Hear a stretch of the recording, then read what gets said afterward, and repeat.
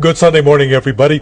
We often think of justice as something that's somehow connected with crimes. Well, there are a lot of injustices in this country that have nothing to do with murder and mayhem. They have to do with things that affect the human spirit, the human soul, what have you. There's an organization we decided to focus on today. Its acronym is C.L.U.E, which stands for Clergy and Laity United. For economic justice. For economic justice. The executive director here, Rabbi Jonathan Klein, is with us, as is the chairman of the board of directors of C.L.U.E, Shakeel Syed.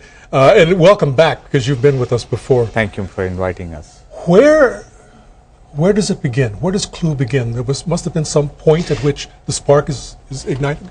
Yeah, several years ago, back in the 90s, there was a time when Los Angeles was trying to decide whether to create a living wage ordinance that would ensure that hardworking people would be able to have a basic bottom line standard for salary. This was the hotels near LAX. Well, that was a part of the phenomenon. The concern was that at the time, hardworking people were just not getting compensated for what would keep them alive.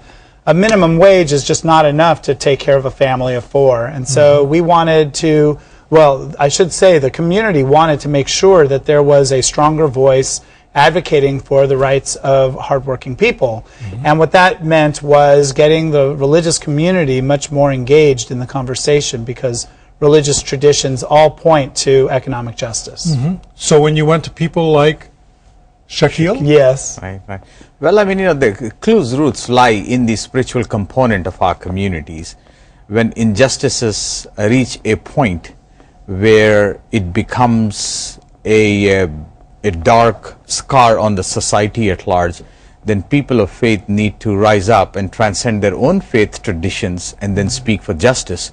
And essentially, C.L.U.E.'s roots lie in that idea that all faiths believe in justice. All faiths can transcend their own faith perspectives and yet come together to establish justice in the society. We live in this capitalist society, though, where people need to make money. Right. Yes. And that means that they make it on the backs of people who labor for them. Right. Who are you or me or anyone else other than the employer to say this is a fair wage? Well, I think there's a bottom line standard for people's ability to survive, and if we create a wage scale that is just not a survivable scale, then we have a real problem, and it leaves a dark spot in the nature of our society, the fabric of our society, and then we end up with bigger problems. There's both the pragmatic reason why we need to pay people a reasonable salary, and then there's the moral, ethical imperative to treat people not as chattel, not as hard, labor, but rather as human beings created in the image of God. But there's such a long history of that in this country. Look at the Grapes of Wrath era, for example, the Great Depression, where here in California you had groups of people fighting amongst each other to pick a field, and the owner of the field just sitting back and waiting for the lowest priced person to come along. There are base tendencies that human beings have to simply think from a place, and I think it comes from a place of fear and anxiety about their own well-being, that they have to keep themselves afloat, and sometimes they do that without an awareness of the otherness, the person who's across the way from them. And so what we see in recent years is an expanding disparity between the haves and the have-nots. At this point, it just happened recently that if you look at the total accumulated wealth of the 400 wealthiest people in the United States, that amount of money is greater for 400 people than the other 150 million people. Half the population in the United States have less money than 400 of the richest people. I would even go to the extent in saying that because people of conscience did not speak up against those employers, in order to restore the justice for the employees, things have gone worse than they have been since Depression. When the CEO of Walmart in 2 weeks makes entire wages of the lifetime of his employee, there is something fundamentally wrong in the society. So I think more people need to speak up rather than letting the employers run amok in the society and then bringing that burden on the collective society at large. Because when people are working two jobs, both parents are working, and yet unable to meet their basic essential obligations, it becomes a societal issue, and then the taxpayer has to, in most cases, be responsible toward the well-being of the society at large. So I believe it is, in a democratic society, we cannot have this concentration of wealth and democracy at the same time. So democratization of the equality and wage distribution, I think, is an essential component of this democracy, and therefore people of conscience needs to rise up, whether they believe in a faith or they don't believe in faith. Yeah. Not everyone is a person of conscience. Well, and I think that at one point, And it seems to be absent most often in people who have power and wealth. I think that people are driven by survival tendencies at times, and that in the end leads us in directions that show the darker side of human nature. But I also believe that all people recognize when they're given an opportunity to see the person that they are hurting, they rise to the occasion in general terms, or they have the capacity to. And part of the mission of C.L.U.E is to bring the voice of the workers themselves, the voice of the hardworking people, into the same room with their employer, with those who are the consumers that depend on these workers, to ensure that their voice is heard as well. Part of the challenge in our society is, how do you make sure that those who are in the margins have visibility? A big part of the C.L.U.E message is that the visibility of those who are in our work world is an essential goal. We're trying to ensure. So whenever we talk to congregations or we interact with people in the community, we always make sure that people in the working community are brought into the room as well. It's not just us pontificating from the pulpit, but much more. Have there been employers that you have been able to meet with? We have met with some. Several, yes. yeah. Some we were able to convince and others we were not. Yeah. There were people, owners and employers, who were more faithful than many people of religion, but yet they could not see the economic disparity and the ill practices in their own corporations. You said that people of conscience. If there are no people of conscience, what happens? My argument for that is, one does not necessarily have to be a person of conscience, although that is very ideal. But even if you look at it purely from an economic perspective, if the people who are working in helping these corporations to become rich, then it is in their self-interest to take care of the very people who are enabling them to become rich. That's right. Unfortunately, what has happened is, as we open this program, that we are becoming rich at the backs and at the expense of the poor and the indigent of the society. No society can claim itself to be a successful society if their benchmarks are not how well we take care of the poor and the indigent of the society. Are there countries in the world that are more conscientious than this one?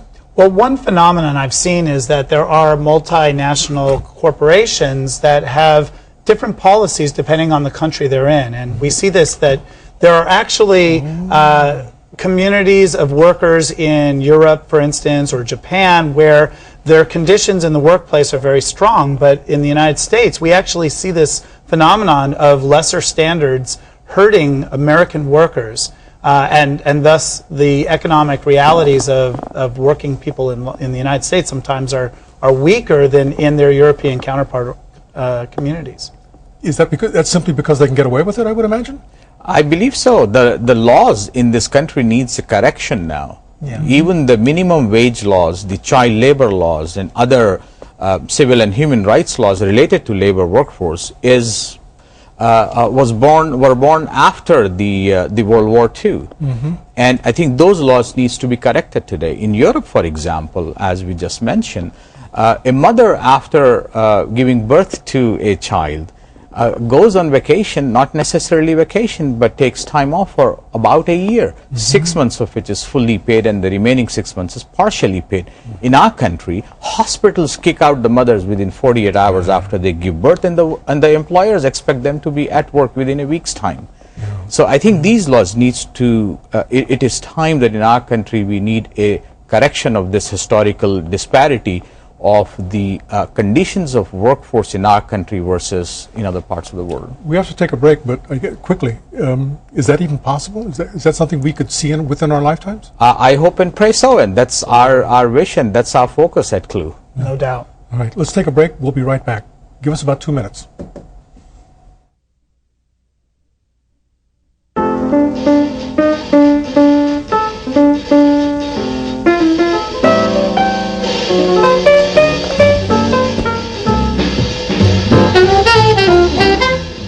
For more information about C.L.U.E, Clergy and Laity United for Economic Justice, go to CLUELA.org, or on Facebook, it's CLUELA. On Twitter, it's at CLUELA. And Mr. Syed is from the Islamic Shura Council of Southern California. You can find out all about the council's activities at www.shuracouncil.org. On Facebook, it's Islamic Shura Council of Southern California, and it's spelled out. And on Twitter, Shura Council. We'll be right back.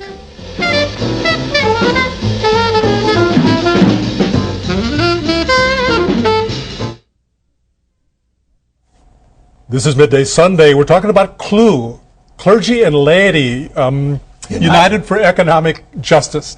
Rabbi Jonathan Klein and our good friend visiting us again, Shakeel Syed. He is the Executive Director of the Islamic Shura Council of Southern California. He's also the Chairman of the Board of C.L.U.E. All right. What do we do? How do we change things? Is this something that people on their own can begin to work with, or you mentioned that you were working with congregations, with religious groups? Sure. I think, for your particular audience on Sunday, when people of faith go to churches and mosques and synagogues, I think we need to look at the state of affairs in the city of Los Angeles. I would urge my colleague Jonathan Klein to share some of the campaigns that we are involved with here, where it is unimaginable in 21st century, in 2011, right here in the city of Los Angeles, things are happening that must bring all of us collectively to shame, such as the car washes, and I'm sure Jonathan will highlight those. I'm happy to say a word about that. The car wash industry is an industry that's built upon the back of relatively inexpensive labor. I would even dare say cheap labor, and it's really a challenge to our ethical frame to allow an industry to suppress wages as much as has happened. Workers in car washes in Los Angeles typically are paid, if they're paid minimum wage, they certainly don't get benefits and health care and all those types of things. So they're working really hard, and yet there's not a culture of tipping these workers, so they're treated as if they are tipped workers, but at the same time they're not getting those tips. Moreover, there's very little in terms of regulation of the materials that they're using. Hydrofluoric acid on tire rims, and really difficult conditions where there's the spray of the chemicals continuously in the tunnel. So we're dealing with that very challenging industry. We're also, actually right now, we're in the midst of negotiations between grocery workers and their management as a whole. So the Ralphs, Vons, and Albertsons workers are right now having employer conversations about their next contract. You may remember a few years ago. Oh, I covered the strike. It was a terrible strike. It was a terrible situation. Many people who were working in that industry lost their homes. Families were broken up as a result of it because of the stress that these hardworking people faced. So there's an industry that is really built upon a middle class that's slipping in workers. They're unionized workers. One would think that the union would be taking care of them, looking out for their welfare, health and welfare. Sure, and that's what the conversations are about right now, negotiations between the union and the employer. And what's happening right now is it's a very tough negotiation, and we really hope that both the industry and the union can come to a conclusion, because in the end it's going to hurt both of them. If there is a strike, and there is always that possibility, then what we face is the possibility of more and more of a crushing of that industry, and then over time it'll eat away at the whole industry. And so it's the companies as well as the union, but also the consumer. The consumer, that's correct. You get into these habits and right. Sure. Although I have to tell you that on the last strike, when I was out every night talking to people on the picket lines, right. a lot of them told me that they had found work at Trader Joe's, which is not unionized, Sure. but they pay fabulous wages and they have benefits for all their employees. I would imagine that that's a company of conscience. Well, what I would argue is that it's important that we support companies that do good business, but we also have to understand that in order for them to be assured that one day a new king won't arise, as our Bible says, who knew not Joseph, that we are sure that there is a standard that's based on a contractual relationship. Right now, Trader Joe's is a decent employer.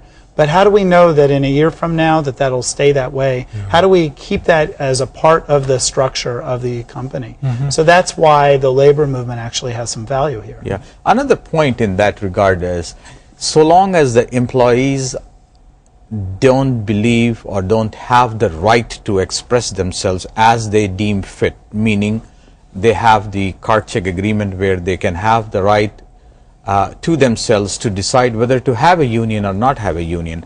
The same organization, Trader Joe for example, which I do believe is a fairly decent organization who takes care of the employees, should the employees decide to establish a union, I don't know how this organization would react to it.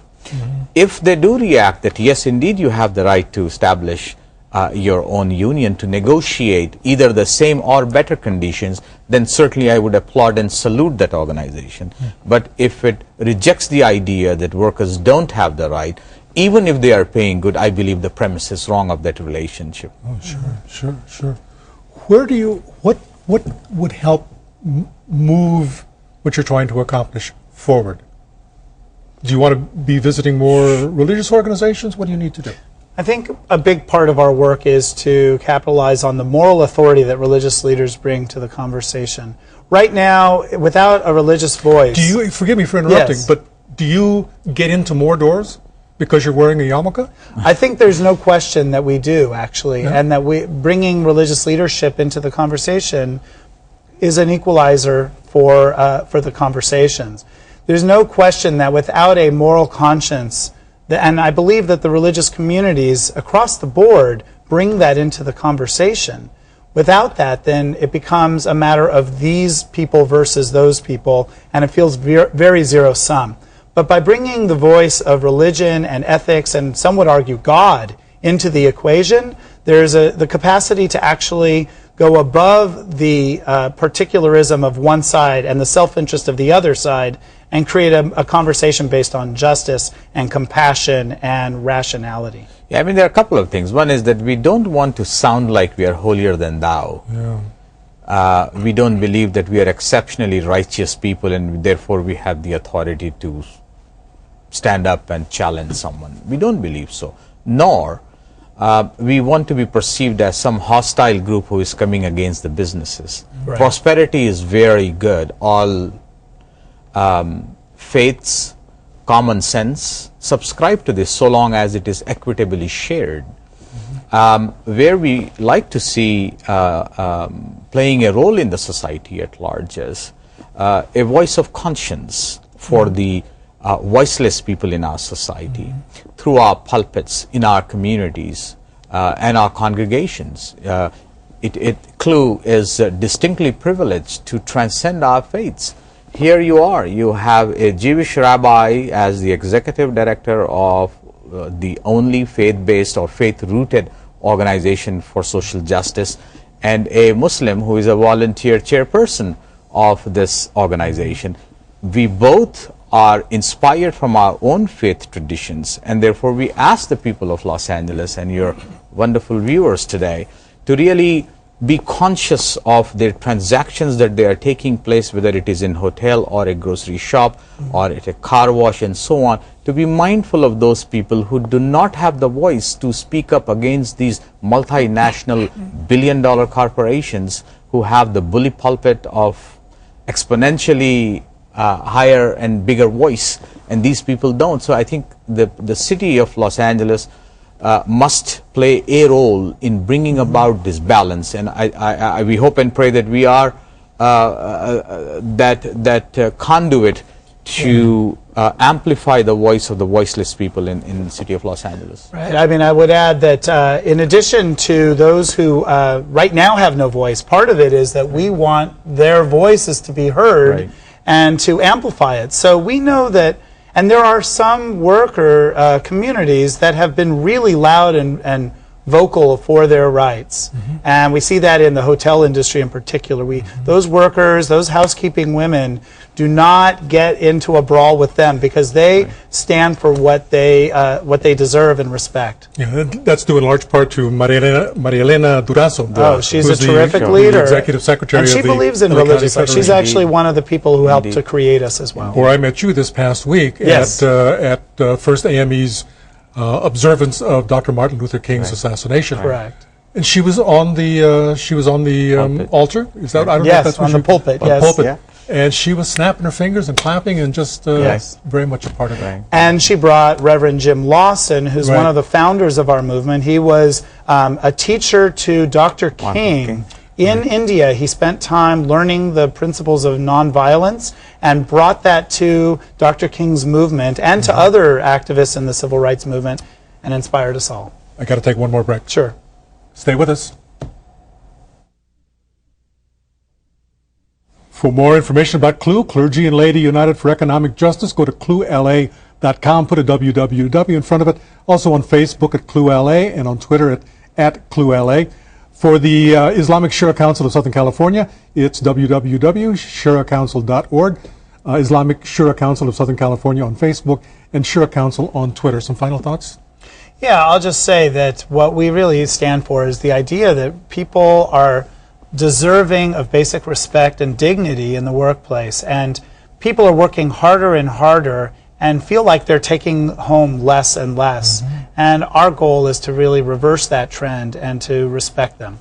And there's going to be an observation, or not an observation, but you're going to recognize some folks. Right. I mean, what's happening in Middle East today is rooted in the economic disparities. I hope and pray that people in America, people in Los Angeles, take a lesson from there. Each year, C.L.U.E is blessed to honor those people who stand up for justice, and on May 26, C.L.U.E LA, and God willing, will be honoring those people who stood up for social justice in Los Angeles, and we urge all Los Angeles citizens to visit CLUELA.org. Perfect. We got to go. Thanks to you. both of you. And thanks to all of you, as usual. We'll see you 2 weeks from now, okay? See you then. Thank you very much. Thank you, Tony.